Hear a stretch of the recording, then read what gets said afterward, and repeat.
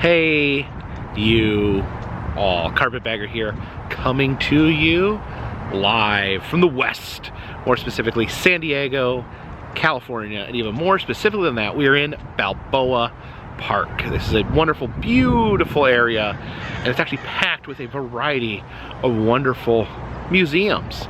But today, we are in front of the Comic-Con Museum. Of course, there are Comic-Cons all over the country.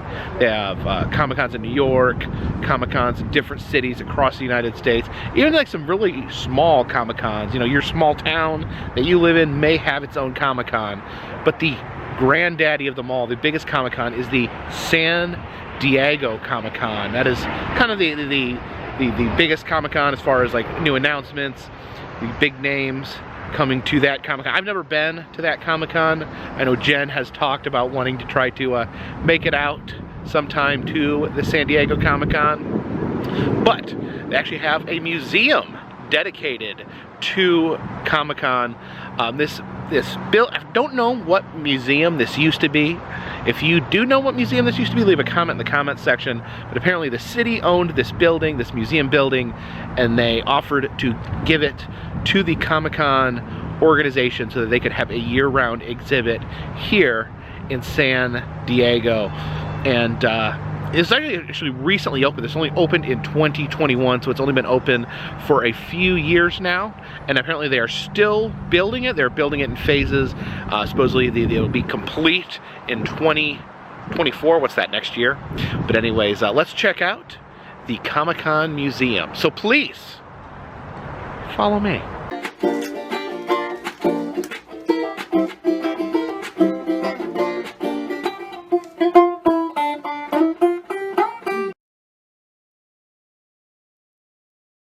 Yeah, this museum actually, very interesting. The outside has almost like a Aztec type look to it. So yeah, I'm really curious on what this museum used to be. See this poster here, looks like they have, I think this is their new exhibit, the Animation Academy. Use the arrows to position the image. I just noticed these dots along the ground. It's like we're walking along a trail of dots, possibly gobbling them up as we walk. Wait a minute. Oh, look at this. We have a whole exhibit on Mr. Pac-Man. See the floor here, actually the famous maze that Pac-Man would traverse while being chased by monsters. Now, I actually watched a video on YouTube by JJ McCullough. He did a whole video, a really great video, on the fact that these characters here that you see, these are not ghosts. We often refer to the ghost chasing Pac-Man. He went in depth on the evolution of why we call these ghosts. But in the original Pac-Man, the original literature, they're referred to simply as monsters, and early drawings of them showed them looking like almost like squid-like creatures. So I don't know, in some ways they've become ghosts just because we've believed them to be ghosts for so long, but technically monsters, not ghosts. You can see the big arcade machine there. And look down here, you kind of see the early iteration of Pac-Man. He's not just a blob that goes mom, mom, mom. He's like a weird little figure with legs. And then here's one of the original ghost/monsters. Now here's some merchandise from the Hanna-Barbera Pac-Man cartoon. You can see the characters there. Pac-Man has a wife. I guess that's Miss Pac-Man and Baby Pac-Man. You can see the monsters back there. And there's an animation cell. You can see he actually had a dog and a cat too, Sourpuss and Chomp Chomp. And then it says Miss Pac is actually I guess her first name is Pepper. I actually did not know that. Here's some documents from the actual video game production of Pac-Man. See early sketching of the maze there. There's Pac-Man's infamous dying animation where he folds into himself and then turns to nothing. And then actually in Japan, Pac-Man was known as Puck-Man because I guess he was shaped like a hockey puck. But apparently they did not think this was a good idea to use this name in America because it sounds like a certain American swear word. Now in America, the ghosts are known as Inky, Binky, Pinky, and Clyde. But in Japan, they were called Akabi, Pinky, Asuke, and Kazuda. Here's some of the original Pac-Man merchandise. And look at this lunchbox. Pac-Man's absolutely gone crazy. He's like just shoving the ghosts into his mouth holes. They look actually terrified of him. There's an original Atari cartridge of Pac-Man. Throughout the exhibit, they have some of these arcade machines, the different versions of Pac-Man. This one is called Pac-Mania. Alright, so this one is like a 3D version of Pac-Man. Looks like he's in like Lego blocks. Oh, okay, there we go. Kind of functions the same way. Oh, you gotta get him fast. Oh, no, okay. This is trickier. Oh, yeah, oh my gosh. Oh, got me. I've never heard of this particular Pac-Man game before. I don't see this one very often. Here we have Junior Pac-Man. Junior Pac-Man is more like the standard. Oh, as I say, it's more like the standard. I guess the difference is the maze is actually bigger and takes up more than one screen. You can see as you scroll over to the side, the maze gets bigger. Oh my gosh, there's so many ghosts behind me. Entering the Animation Academy this way. Notice over here we have, I think that's Squidward's house. He lives inside of a giant tiki head. And look at this, we have Mr. Gumby. I actually watched the Gumby cartoon when I was a kid. I had the toy Gumby and the toy Pokey as well. The sign here says, "Have a Gumby day."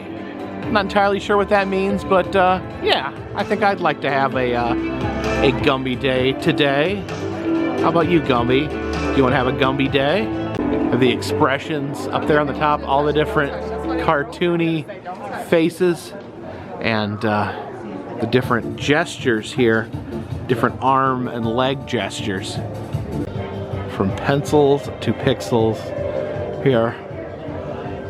This is one of my favorite words, phantasmagory. One of the more famous early animations, Gertie the dinosaur. So this was created in 1914.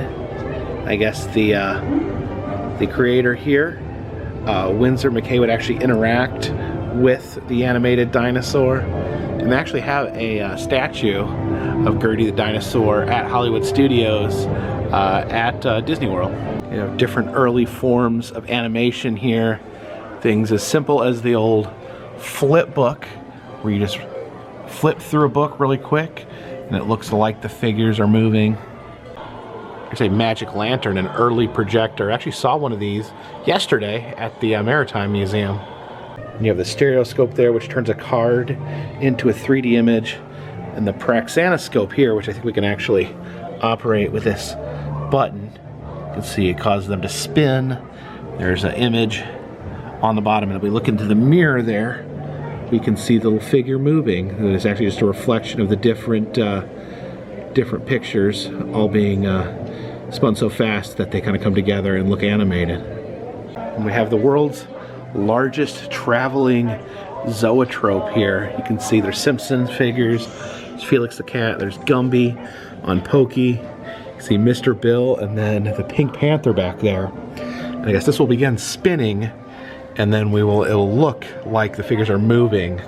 I think, you know, the different poses are slightly different, so it appears there'll be animation coming from these physical objects. 6, 5, 4, 3, 2, 1. Da, da, da, da. All right, here we go. Oh.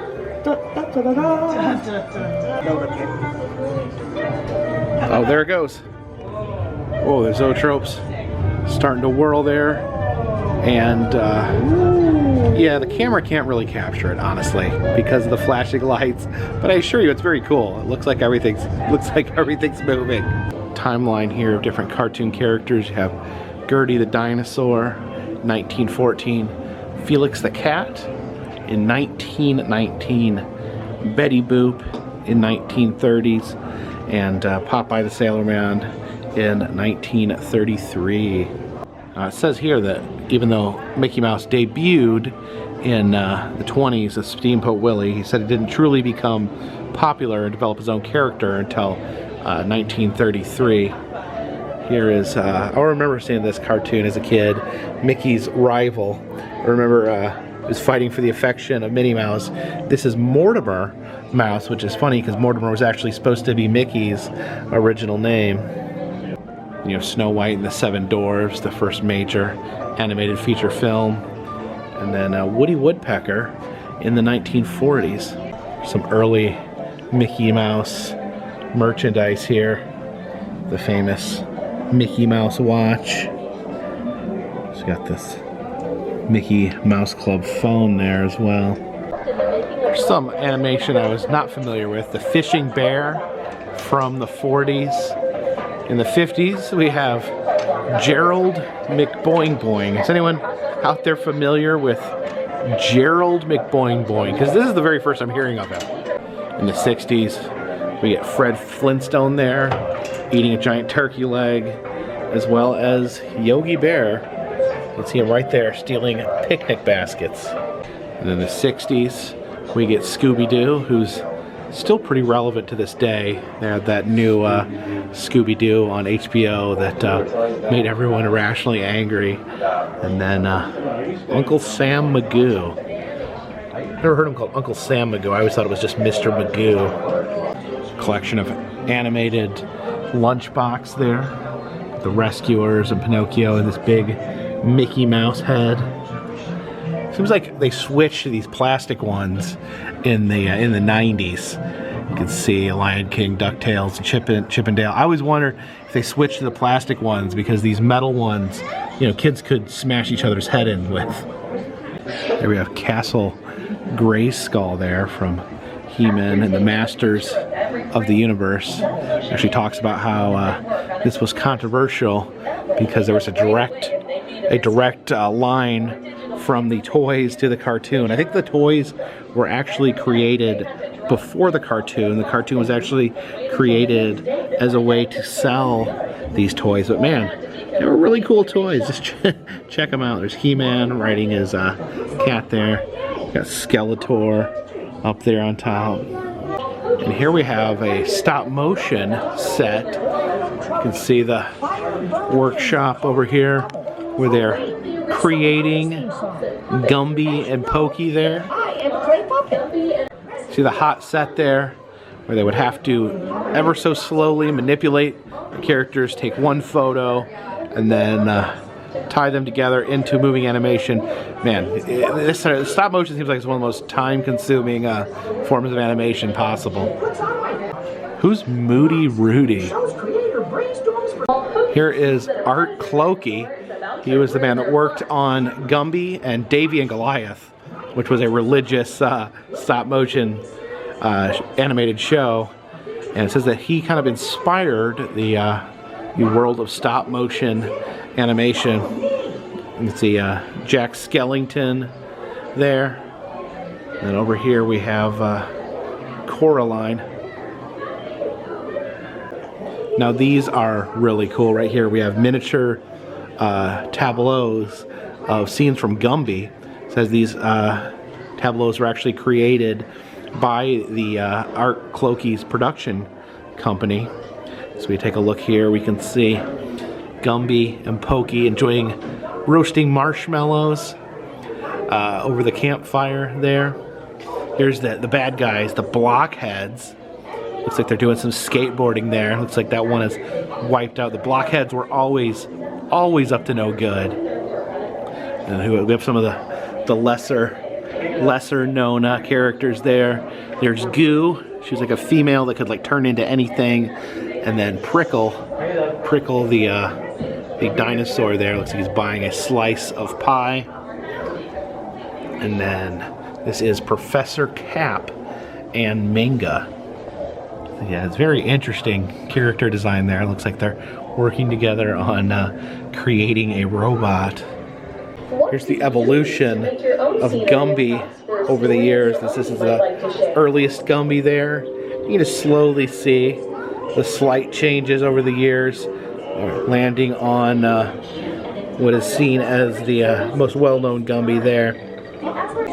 This is a larger tableau here, so this is an exact reproduction of an episode of Gumby called Hidden Valley. You can see Gumby down there with a video camera, and he's filming these dinosaurs here. It says this was the actual car that was used in the production of this episode. You can see Pokey there, his eyes bugging out of his head because there's a giant dinosaur hanging down off the cliff there. Some stop motion pirates there. Some very interesting pirate characters. I do like the monkey butler there. This display here is a reproduction of a 1950s stop motion set for a movie called The Tortoise and the Hare. It's actually originally worked on by Ray Harryhausen, who was more well known for creating stop motion monsters in classic movies. And it looks like we're moving into some CGI territory. So here we have Po from Kung Fu Panda throwing a mighty panda kick right there. Oh, I can kick my hat off. Here's a 3D printing studio where they 3D print different maquettes, and it's like a model that they use for reference for animation. You can see some maquettes in there. There's Pinky and the Brain and Bender from Futurama. Here's some different maquettes from the Shrek series. Looked up here and see this Shrek here looks a little different. I think this is actually the original Chris Farley version of Shrek. Chris Farley was originally supposed to voice the character. All right, this is super cool. Here we can direct our own stop motion movie. You can see we got Goo, Prickle, and Mr. Bill there. You can see the video screen where we can move them around. You can change the backgrounds here. We got this desert background. It's a forest of some sort there. Oh, there's a barber shop, the Barber of Seville. All right, so we got our characters set up in front of the camera here.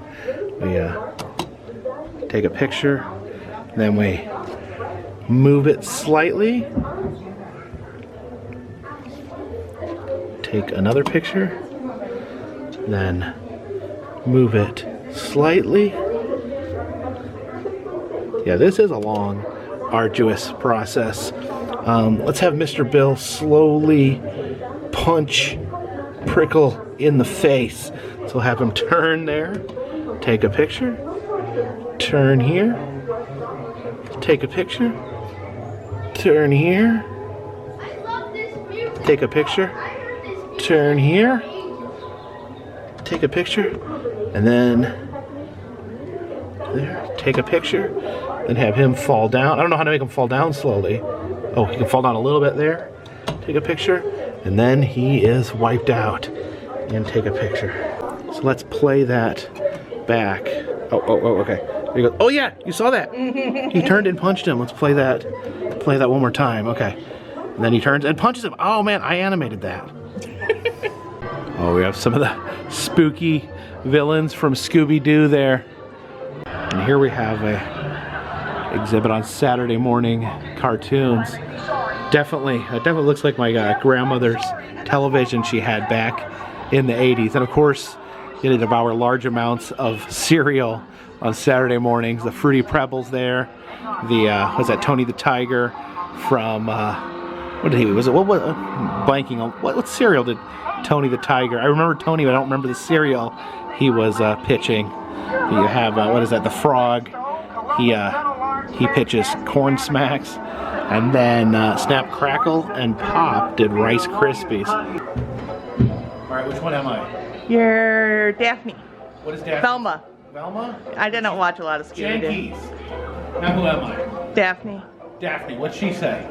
I don't know, I didn't watch Scooby-Doo. You didn't watch Scooby-Doo? No. Jen. I know, I'm failing you. Oh. Now you're the blonde hair guy. Wait a minute, like, you just didn't watch it?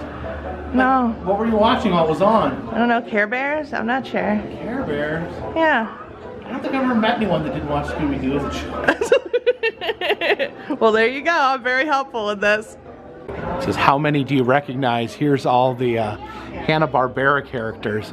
They had a very wide variety. Let me see if I remember some of these. This was my favorite here. Jabberjaw, the shark. He was like, I think he was basically Rodney Dangerfield, but as a shark.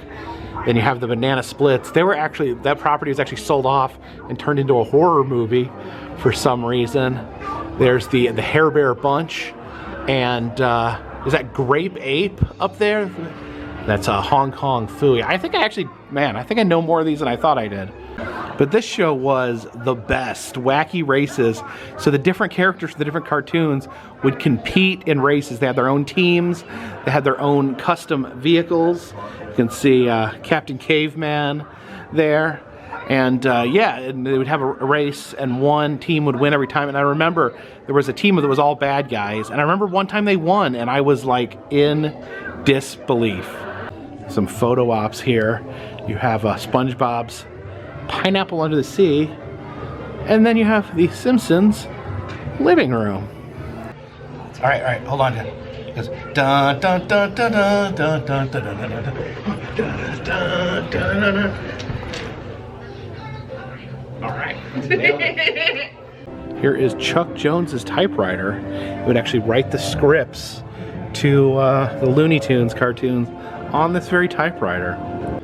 Of course, cosplaying is a huge part of any convention, and this exhibit here is celebrating the Comic-Con Masquerade. This is a series of costume presentations where people show off their cosplay. So all these costumes here are actually fan-made. These are not they're not professionally made costumes. These are all designed by fans and worn to Comic-Con. There's Captain America, Superman. This is Doctor Strange there, and oh no, it's a Batgirl. Someone want to tell her that they canceled her movie. This here is a concept of what would happen if the X-Men happened during the times of Marie Antoinette. And then you have Gossamer there from Looney Tunes, the big orange monster. This is Noelle from Genshin Impact. Not necessarily familiar with this character. And who is this here? This is Queen Amidala's Jubilation dress. So that is from Star Wars. And these are hunger action heroes. These are heroes that are designed locally to stop hunger in San Diego area. We have, this is Demeter here, and then this other hunger fighting superhero is the Hunger Halter. So he's actually got a knife or a fork and a spoon there on his belt. This Batman statue here has a tribute to Kevin Conroy, who was the voice of Batman, voiced him through all the animated appearances here. There's a photo op, please treat with care. It's actually a Funko surfboard there. You can act as if you are surfing a giant wave. How do you surf, Jen? I'm not sure. I think you're doing a good job. I mean, you need to balance some more. Like, get down on your knees. Like, yeah, there you go. There you go. Sing some Beach Boys songs. What do the Beach Boys sing? Like Surfing USA and stuff. I don't know what song. Oh no.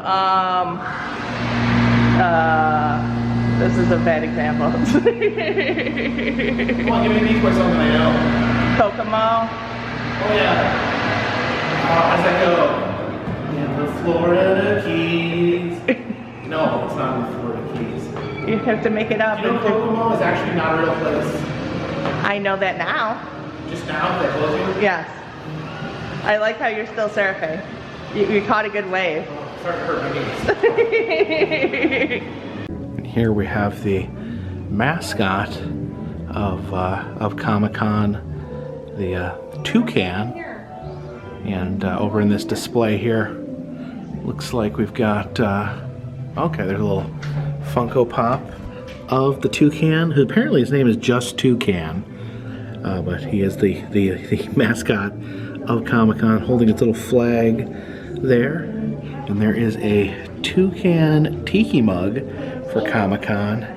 And this other tiki mug, I'm not sure exactly. Is that supposed to be Jack the Ripper? Some different sketches of the toucan character. There he is as an astronaut, a reporter, an interviewer. He's watching TV there. What is he watching? Look at that show. That looks horrifying. And then there's superhero toucan there. And there he is reading a comic book. And I guess that's rather fitting given, you know, Comic-Con. You know, you'd assume there's comics at a Comic-Con. And here is an exhibit on the cover art from Comic-Con. Apparently they have a souvenir book with every Comic-Con, and I guess there's a display of the different cover artworks that they have on their souvenir book. This is the 1970s, was drawn by Jack Kirby. Oh, I do kind of like this one here. We got the wizard and a barbarian with a gun and a crazy devil man. Got different covers from over the years. Looks like sometimes they would feature famous comic characters on the covers, or sometimes, you know, they'd have just a couple of hippies on the front. Looks like in 1994, The Simpsons actually made the cover of Comic-Con. Looks like we have a little mini exhibit in here based on cardboard. You can see the cardboard Comic-Con sign there. And it's an exhibit on cardboard superheroes, and the Cardboard Superheroes organization, founded by these two right here, a 17-year-old and a 14-year-old. Pretty cool. Yeah, these are pretty amazing. This is the Hulk Buster here, the kind of the Iron Man suit that's meant to look like the Hulk. This was actually created by a 14-year-old and a 12-year-old. It's pretty amazing. These kids did some absolute amazing work here. Have Wonder Woman there with her magic lasso. I think her lasso makes people tell the truth. Is that right, Jen? Yes, that's correct. And she flies in an invisible airplane? Yes, the invisible jet. The invisible jet? Yeah, she also has the bracelets that she like bangs together. Yeah. And what does that do? It's like force, like oh, it like blasts like people? Shield, yeah. Oh, okay. And here is Groot from Guardians of the Galaxy. Looks like he's more made of, like, instead of cardboard, like that brown crumbly paper. Jen, what do you call that brown crumbly paper? I call it brown crumbly paper. All right. Like, I think his head's more like the corrugated cardboard. Yeah, he's got like the corrugated head. That's the kind that like Cammy likes to claw. Oh yeah, the cats love clawing into that. I think the cats do love playing with this brown they like that too. crumbly. So yeah, just imagine if we brought this Groot home. I think it's just like packing paper. Like it's packing paper? Like old school meat packing Yeah, so don't you think the cats would have a field day if we brought Groot into the house like this? It would be a cat's wonderland. Here we have Black Manta, and Jen, you know a little bit more about comics than I do. Do you know who Black Manta is? I know who Black Manta is, and it's bothering me that I can't figure it out. Yeah. Place him where he's from? I know he was in a character in one of the newer movies. Okay. We'll just throw it out to the audience. Who is Black Manta? Leave a comment in the comment section. They all start to blur together after a while. There is a lot. Like in all fairness, like in modern days, there is so many superheroes, so many TV shows, movies.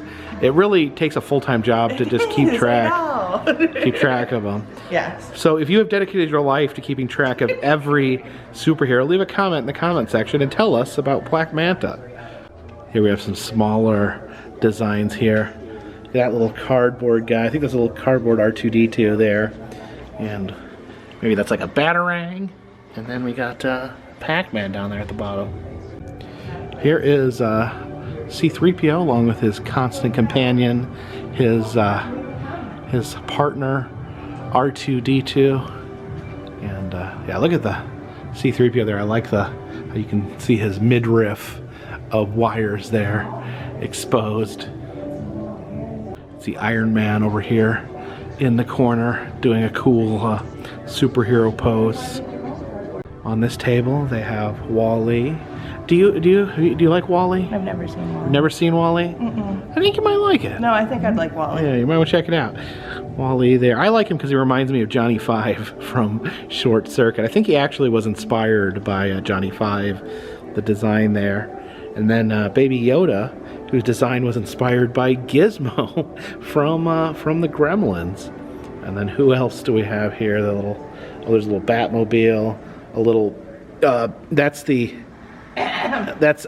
know, don't say X-Wing? Yes. X-Wing? Yes. I always get the X-Wing and Our relationship I get the X-Wing and the TIE Fighter confused, but I mean, the TIE Fighter is the evil one, and yeah, the X-Wing's, like the flat and the X-Wing is the good one. Do you know what this one is, Jen, at the end here? The Enterprise, I The think. Enterprise. I believe.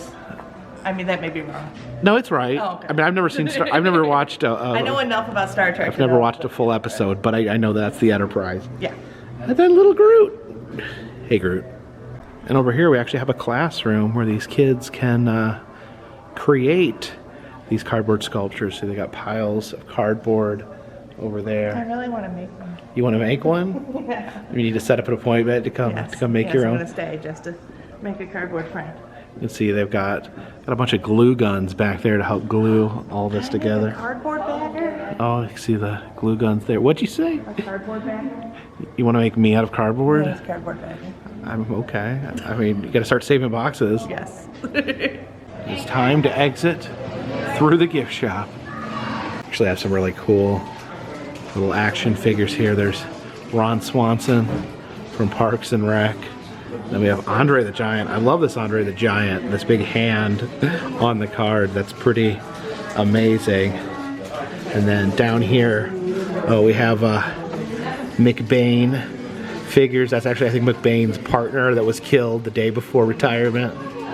Oh, there's real bullet holes there in the package. Some Funkos here, and I don't know what this is. U2s. This is the old troll face. It's like an old internet meme. Here's another old internet meme here. This is Nyan Cat, which I never knew why it was called Nyan Cat. It's a cat that flies. It's got a rainbow trail, and it's a Pop-Tart.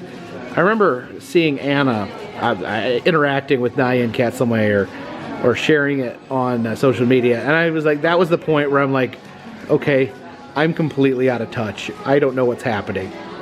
And here's a Funko of, it says the Trouble Board. I think is this just like the cup that you put the dice into? That's the little peg that you move around. Oh, he's a peg? Yeah. Oh, so he's just the little piece that you move? Interesting. They have our friends, the Universal Monsters, in their neon forms there. But I really like this creature from the Black Lagoon there. And that's really cool packaging.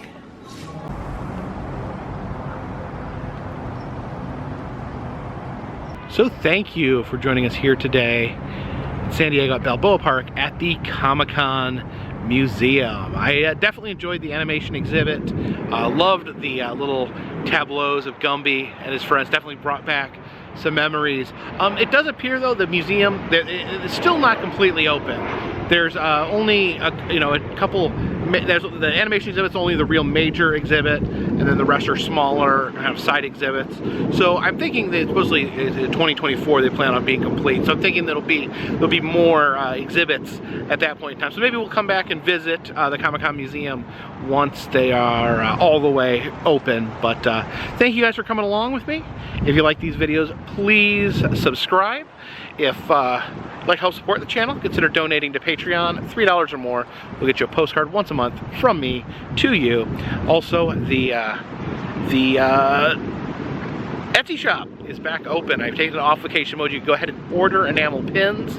We have quite a few to choose from right now, and all that just really helps keep this train on the track, this boat in the water, and this superhero high in the air. Until next time, my friends, this one's in the bag. The diva, that's all, folks.